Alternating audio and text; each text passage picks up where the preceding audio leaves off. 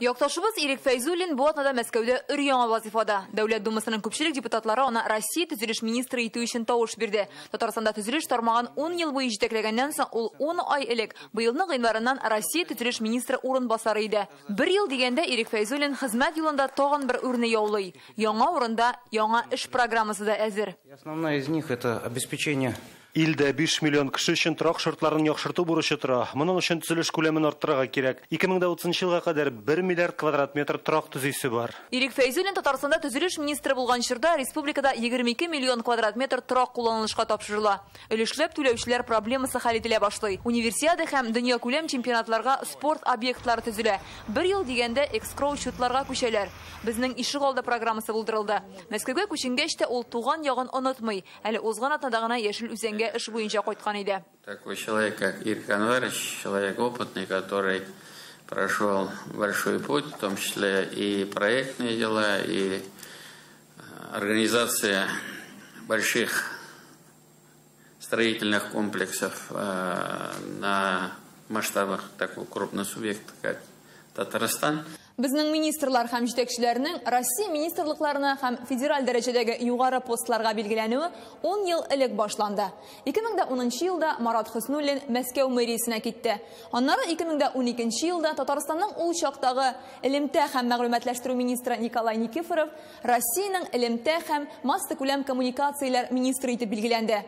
Федераль структураларда безнекеләр иң күп эшләгән өлкә төзелеш. Метро же это не просто построить тоннель, это сводить территорию, это переложить тысячи километров коммуникацию. Федераль җитәкчелектәге Татарстан егетләре исемлегендә хәзер беренче фамилия Марат Хөснуллинныкы. 2010 елдан ул Мәскәүдә төзелеш мәсьәләләре өчен җавап бирде.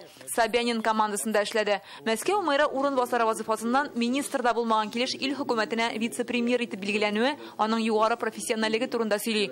Монда Татарстандагы эш тәҗрибәсе дә исәпкә алына. Мы должны понимать, что работая на государственной работе, мы делаем важную работу, и мы это делаем не ради спасибо. Бу сүзләрне ул Рөстәм Миңнехановның президентлыкка керешү тантанасында әйтә. Һәм бер командада эшләгәндә президенттан нинди сыйфатларны эш өлгесе итеп алуын ассызыклый. Я 10 лет работал под вашим непосредственным руководством. Хорошо знаю, как вы умеете организовывать работу. Хорошо знаю, как вы любите работу. Как вы, будучи мотором, двигателем развития республики.